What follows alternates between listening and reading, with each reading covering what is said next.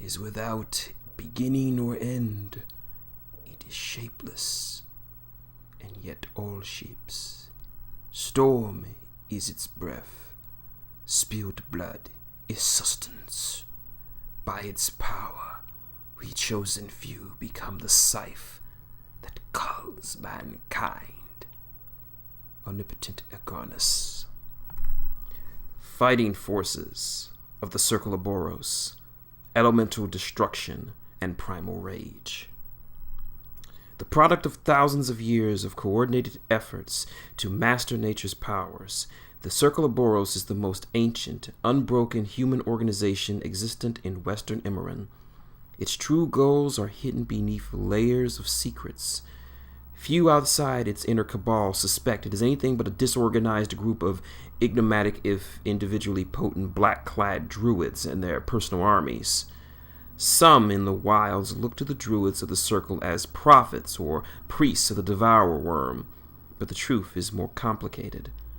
While the black-clads draw supernatural power from the chaos embodied by the devourer, they have a complex philosophy and an approach to the natural world that is all their own.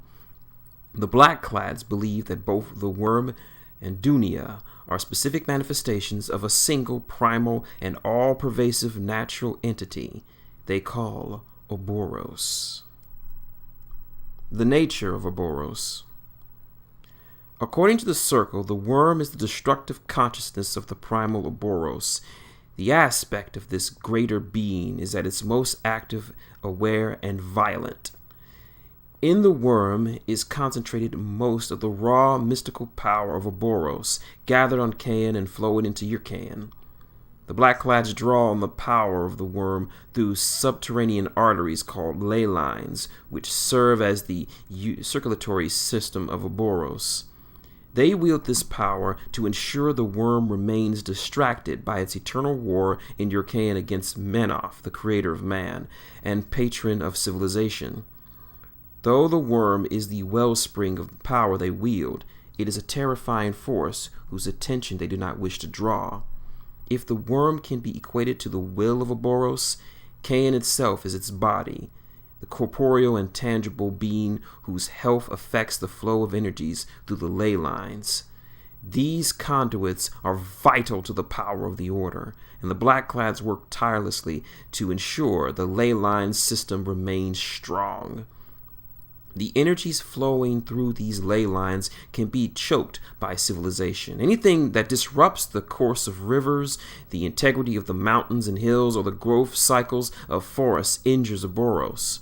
When its body becomes too riddled with wounds left by civilization, the devourer feels its weakened condition, which risks it returning to the world to unleash devastation across the face of Cain itself.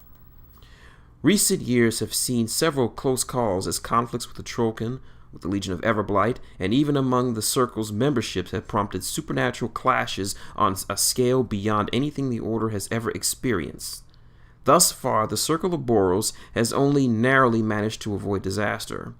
These minor successes do not change the fact that the Order believes ultimate destruction is inevitable.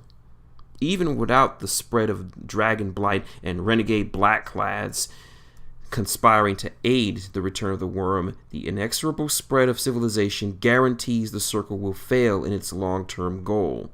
Cities and towns increasingly push back the natural world, and ever-insistent warfare between nations has done little to diminish mankind's populations.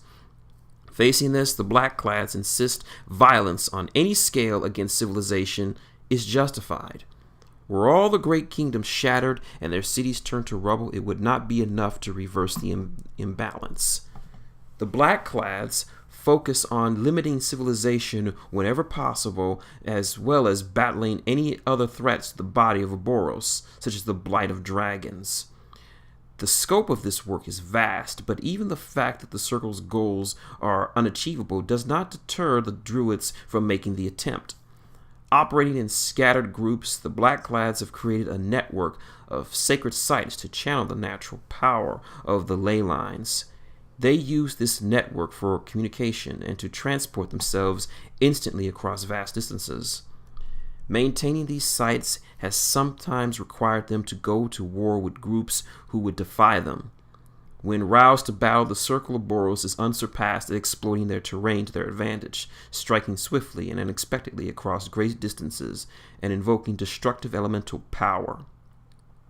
Thunder rolls forth from storms by their will. Stones rise from the earth with a mere gesture, and terrifying beasts rage at their commands. Blacklads have a deserved reputation for callousness towards slaughter, plague, and famine, but their larger work is bent towards forestalling greater destruction. They ultimately seek to preserve a place for humanity on Kayan. The Blacklads, however, are few. To wage their wars and protect their holdings, they have to establish as many alliances with people of the wilds as possible. As much as possible, they avoid risking their own lives, preferring instead to sacrifice the many minions, pawns, and vassals in their service. Those loyal to the Blacklads inhabit every sizable forest, mountain range, swamp, desert, and other wild place in western Immoren. Among the families in these remote corners are some who stand ready to lend their strength, bound to the Druids by ancient ties. Barbaric peoples are willingly allied to the Circle, and the Blacklads manipulate them to fight on their behalf.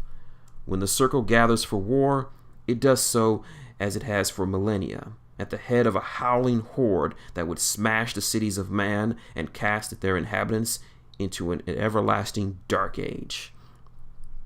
Through their agents, allies, and raw power, the Circle wields unparalleled might in the wilds.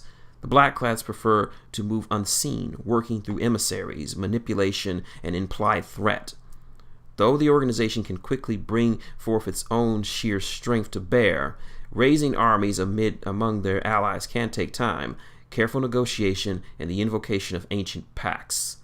The Circle is at its strongest when its agents have time to meticulously prepare their plans.